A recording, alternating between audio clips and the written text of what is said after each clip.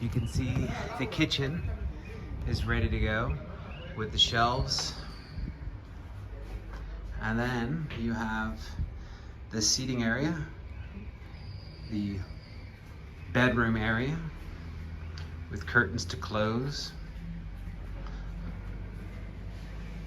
And then last and finally is the bathroom. This unit comes with a ceiling fan.